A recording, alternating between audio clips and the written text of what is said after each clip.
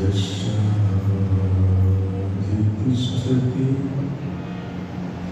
स्वर्यस्य चकी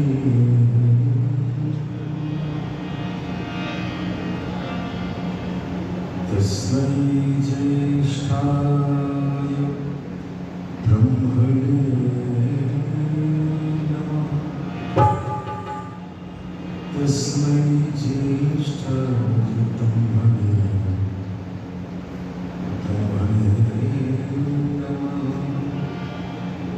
ब्रह्मणे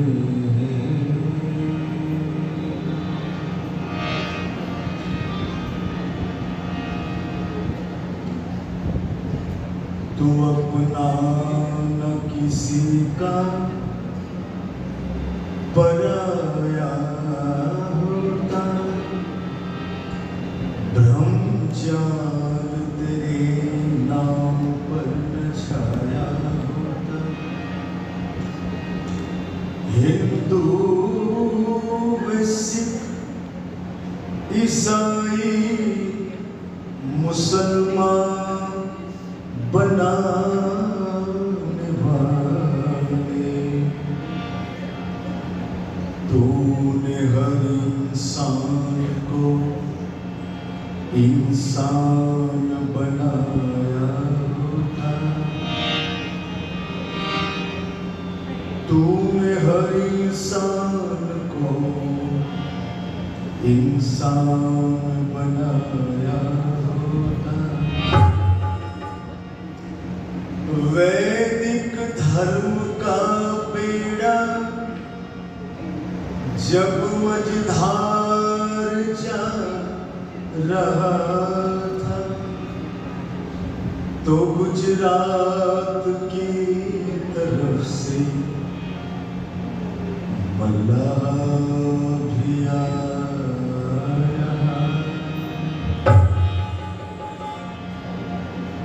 मल्लाह भी आ रहा था।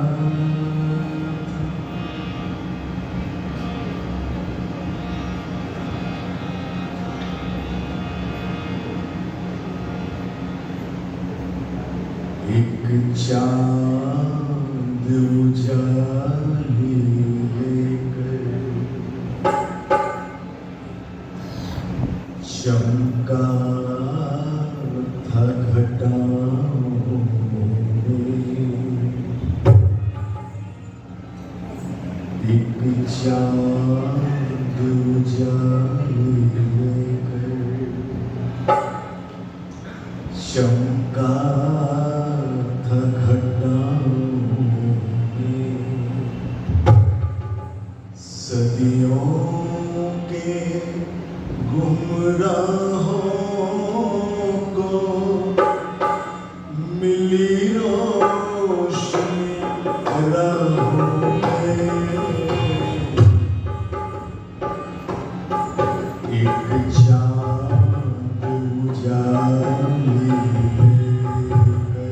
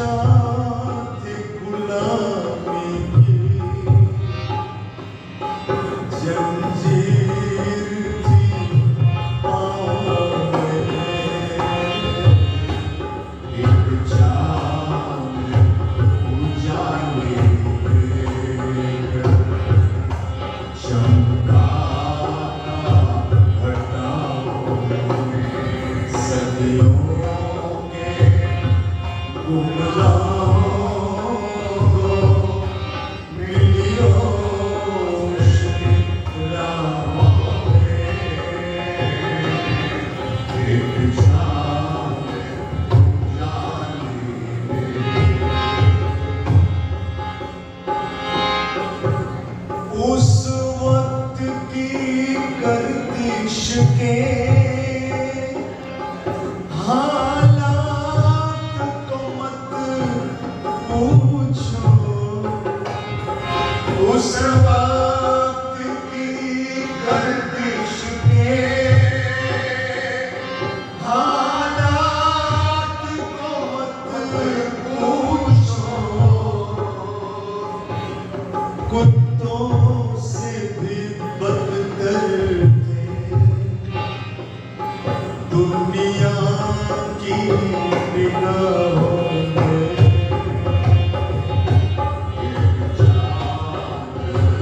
उजाले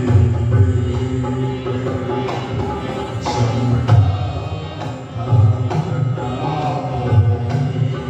सदियों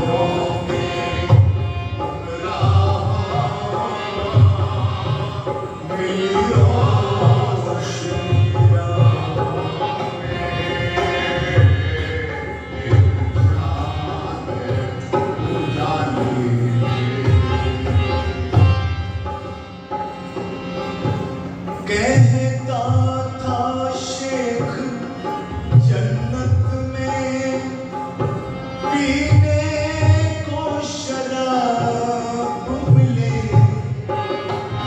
कहता था शेख जन्नत में पीने को शराब मिले, उलझे गिरमा भूरों की अदालत एक चांद उजाले चमका सदियों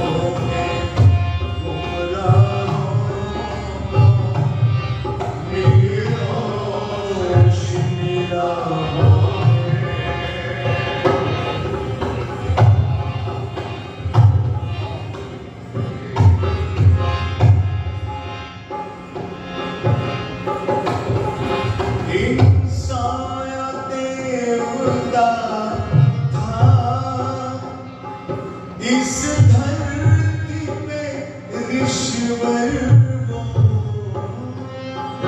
इंसान देवता था, इस धरती पे ईश्वर वो लेकर के बाहर आया, वो फरिश्ता एक चांद उजाले चमका घटाओं सदियों के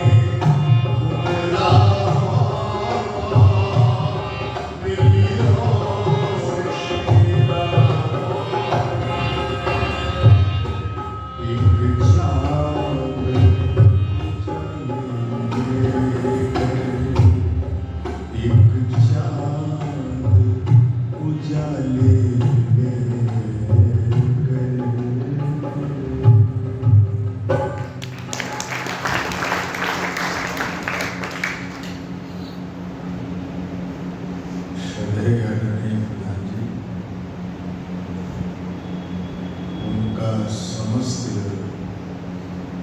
मित्र और मंत्रिमंडल प्रबुद्ध श्रोताओं के रूप में उपस्थित उनमें भूमि हिसार से और ग्रामीण अंचल से सभी सम्माननीय आर्य सज्जनों, गुरुकुल की पवित्र भूमि से हमारे बीच में अपने कुछ शिष्यों को लेकर उपस्थित हुए सम्माननीय आचार्य वंदनीय मंत्री शक्ति और बच्चों, परम पिता परमेश्वर की महती कृपा से आप सभी प्रबुद्ध लोगों के आर्य समाज मॉडल टाउन के प्रति अनन्य भक्ति के द्वारा ये कार्यक्रम कल प्रातःकालीन मेला में जिनके लिए हम बहुत कुछ कहना चाहते हैं लेकिन कह नहीं पाते, आर्य समाज मॉडल टाउन की शोभा है वो रीजन के ये कारण करे ये कि जिस समाज के अधिकारी इतने उदार हों, जिस दिन जिनके स्नेह का स्पंदन धर्म शिक्षक लोग बड़े मन से अनुभूत करते हों, वो समाज अगर इतनी सुंदर नहीं होगी तो फिर कहाँ होगी। श्रद्धेय आचार्य सूर्यदेव जी वेदांशु, श्रद्धेय श्रीमती आचार्य महादया और हमारे बेटी सौम्या जी, और जो कभी कभी बड़े नाराज हो जाते हैं सारे परिवार से, जो सूर्यांश है मेरा गीत मेरी बातें होनी चाहिए, मैं भी प्रधान जी के सामने अधिकारियों के सामने अपनी कुछ बातें रखूँगा। हमारे सम्मानित दादा लोग बैठे हैं हरियाणवी पगड़ी बांध करके, मुझे बहुत अच्छे लगते हैं। समय समय पर उनका दर्शन हमें होते रहते हैं। हमारे श्रद्धेय आर्य जी अपनी पोती के साथ जो सवेरे आते हैं तो बहुत अच्छा लगता है। और कमाल देखिए, वो न रोती है न चिल्लाती है, बल्कि अपने दादाजी से बड़े मन से बात करती है। उनके इशारों को वो ही समझ सकते हैं लेकिन पसंद रहते हैं। इसमें तो कोई संशय नहीं है कि आर्य समाज मॉडल टाउन पुण्य भूमि हिसार के लिए वरदान के रूप में संरक्षित है और सुरक्षित है।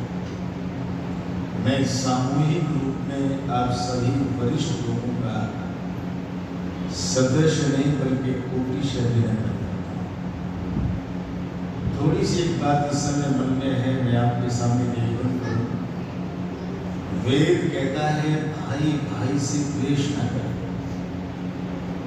बहन भाई से द्वेष न करे, पति और पत्नी एक दूसरे के प्रति देवत्व का भाव रखें। एक कमाल देखिए, महर्षि दयानंद सरस्वती सच्चे शिव की तलाश का संकल्प लेते हैं। बहन और चाचा की मृत्यु होती है तो तड़प उठते हैं। मन में वैराग का अंकुर खूब पड़ता है। काशी जाकर पढ़ने की बात अपने माता पिता से कहते हैं, लेकिन कृष्ण जी लाल जी तिवारी बंदिशें लगाते हैं कि हम तुम्हें वहां नहीं जाने देंगे। किसी एक ग्राम में किसी पंडित के पास वो पढ़ने जाने लगे। एक रोज बातें करते करते कृष्ण के लिए उनके मन से एक नफरत का स्रोत फूट पड़ा। उस पंडित ने कृष्ण जी लाल जी तिवारी, जो उस पुण्य आत्मा के पूज्य पिता थे, उन्हें कहा तो फिर क्या था, शादी की तैयारियां बड़े जोर शोर से होने लगी। लेकिन उन सब जंजीरों को, बाधाओं को तोड़ करके, छोड़ करके वो चले। पर जब ऋषित्व को उन्होंने प्राप्त किया तो जिस गृहस्थ से थोड़ी सी नफरत हो गई थी, थोड़े तटस्थ हो गए थे, उसी गृहस्थ को युग दृष्टा महर्षि दयानंद सरस्वती प्रशंसित करते हैं। और जरा मन की आंखों से देखिए, कहते हैं कि ये गृहस्थ ज्येष्ठ है, बड़ा, और साथ ही में कहा श्रेष्ठ है, सर्वोत्तम। वैसे तो अपने कर्तव्य कर्मों में सब बड़े हैं, लेकिन बढ़िया ब्रह्मचारी अगर चाहिए तो गृहस्थ, बढ़िया वानप्रस्थी चाहिए तो गृहस्थ, और सन्यासी चाहिए तो गृहस्थ। इन तीनों को अगर अच्छी प्रकार से वहन करता है सम्मान बन करके, तो माता और सज्जनों उसके लिए प्रशंसित किया युग दृष्टा महर्षि दयानंद सरस्वती ने, इस गृहस्थ को अच्छा बनाओ। और शर्त यह है कि भाई बहन भाई से द्वेष न करे, भाई भाई से द्वेष न करे, पति और पत्नी एक दूसरे को समझे। क्योंकि पांचवा जो देवता है, ऋषि ने लिखा कि गृहस्थ में पति पत्नी एक दूसरे के प्रति भाव रखें।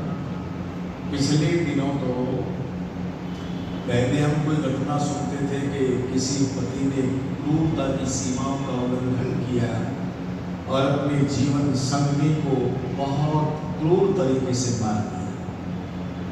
अब थोड़े से हालात बदल रहे हैं। अच्छा, नीला रंग तो इतना बदनाम हो गया कि कुछ मत पूछिए। एक सैलाब आ गया, पर ये सैलाब ऐसे रुकेगा नहीं अगर वेद से हमने अपने आप को नहीं जोड़ा। जिन लोगों ने गुरुओं से अपने आप को जोड़ा, गुरुडम्बाद से अपने आप को जोड़ा, मठाधीशों से अपने आप को जोड़ा, पाखंडियों से अपने आप को जोड़ा, वो गृहस्थ सदैव संक्षिप्त रहेगा, भ्रांतियों से परिपूर्ण रहेगा। लेकिन जिन लोगों ने वेद से जोड़ा, उनका गृहस्थ चाहे वो झोपड़ी में है, चाहे वो महल में है, रूखी सूखी खाकर के भी वो आनंद की अनुभूति करेंगे। ये चर्चाएं श्रद्धेय आचार्य प्रेम योगेश जी भी कुछ राष्ट्रीय संवेग और संवेदनाओं के साथ आपको बहुत कुछ बताने का प्रयास ही नहीं करते, बल्कि इस मातृभूमि के प्रति पूर्णतया समर्पित आप हो जाएं। इन्हीं आशाओं को, इन्हीं भावनाओं को लेकर के वो न दिन को देखते हैं न रात को देखते हैं, अहर्निश अपने संबोधन से आह्लादित भी करते हैं और कुछ सोचने को विवश भी करते हैं। मैं खैर निवेदन करने लगा हूं। एक व्यक्ति वैचारिक बोझिल हो गए। इस व्यक्ति का नाम था महाराज सिंधुल। शिप्रा नदी के तट पर एक नगरी थी उज्जैन, धारा नगरी भी शायद कभी कहते थे उसको। शासक थे, प्रजा के प्रति बहुत प्यार करते थे, लेकिन पता नहीं अंदर से क्या भावनाएं पैदा हो गई। उन्हें ये सूझ जागी कि मेरा जीवन बहुत लंबा जीवन है, मुझे तो ऐसा लग रहा है कि मेरी जीवन लीला समाप्त होने वाली है। और ये विचार इतने गहराए कि वो एक रोज बोझिल होकर राजमहल में जो शाही पलंग था उसके ऊपर लेट गए। ऋषि ने मृत्यु को ताड़ना दी, लेकिन ईश्वर की व्यवस्थाओं के सामने नतमस्तक हुए। और कितने सुंदर शब्द हैं, हे दयामय, हे सर्वशक्तिमान, तेरी इच्छा पूर्ण हो। तेरी यही इच्छा थी। मृत्यु का आलिंगन कैसे किया जाता है, ये विवेचनात्मक दृष्टि आप रखिए, सोचिए इसके ऊपर। पर मैं उस ओर न जाकर केवल निवेदन कर दूं कि सारे परिवार के लोगों को ये सूचना मिली, महाराज तो बीमार से हो गए। सारे परिवार के लोग उसी कमरे की तरफ को दौड़े जहां पर वो लेटे हुए थे और गहरे विचारों में डूबे हुए थे। माता और सज्जनों उनके चारों तरफ जाकर के बैठे, बड़ी स्नेह भरी दृष्टि से वो उनको निहार रहे थे, देख रहे थे, लेकिन कुछ कह नहीं पा रहे थे। फिर भी उनके छोटे भाई ने हिम्मत की और हिम्मत करके वो परिवार के बीच से उठे और अपने भाई के पास में जाकर के बैठ गए। और बैठे नहीं माता उनके दोनों हाथों को पकड़ा और अपने सीने से लगाकर उनकी तरफ को देखकर एक बात बड़ी अजीब सी, क्या तुम्हें कौन से डर लग रहा है? ऋषि कहते हैं कि चींटी से लेकर के हाथी पर्यंत कोई ऐसी शक्ति नहीं है जो मृत्यु से न डरे। ऋषियों की बात छोड़िए, शास्त्रीय में इसको नाम दिया गया अभिनिवेश, मृत्यु का भय। हर एक व्यक्ति चाहता है मैं सदा रहूं,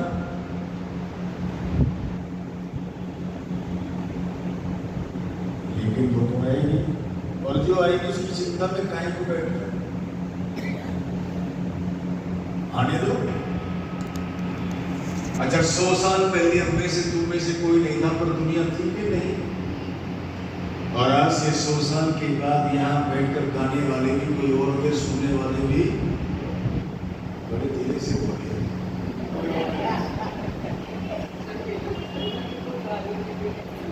ऐसी गजब की सृष्टि है, क्या नियम है, क्या व्यवस्थाएं हैं, पर मैं अपनी बात को वहां तक ले जाऊं जहां तक आपके इतने तक पहुंचे। मरणासन व्यक्ति गर्दन हिलाकर कहता है नहीं, तो तुम्हारी आंखों में जो आंसू हैं ये तो इस चीज का परिचय बन गए हैं कि तुम्हें मृत्यु से भय है। जब भाई ने दोबारा ये कहा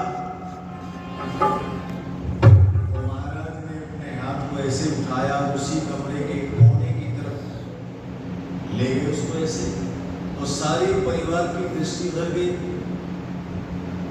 एक बच्चा खेल रहा था, देखकर कहने लगे छोटा सा बच्चा अभी कच्चा है हृदय का, थोड़े ही समय में तो ये दुनिया में आया है। ऊंच और नीच नहीं जाने ये जग बीच, भाइयों की गोदियों में खेला और खाया है। कैसे संभाले आज राज का है काज बड़ा, कोमल सा फूल अपने हाथों से खिलाया है। और मेरे बाद हाथ कौन गहे उस भोज का, सिंधु को भाइयों इसी चिंता नहीं जा रहा, लेकिन मेरे जाने के बाद मेरे बेटे का होगा क्या, ये चिंता हम सबको तड़पाती है। माता तड़पाती है। मैं जब चलता हूँ घर से प्रचार के लिए, तो मेरी माता जी लगभग 92 साल में है इस समय, है तो बड़ी मजबूत, अभी 3-4 चम्मच घी खा जाती है। और मुझे एक बात कहती है, वही कह सकती है वैसे ये बात, भाई किसी के साथ लड़ा नहीं करते, अपनी भाषा में मैंने कहा ये बात तो माँ कह सकती। इसलिए पंडित शिवराम प्रेमी ने 4 पंक्तियां लिखी, माँ तो माँ क्या तुम उपमा हर उपमा रह जाती है, अनुपम माँ माँ की उपमा से पानी चुप है। पर 2 भाइयों की बातें थी,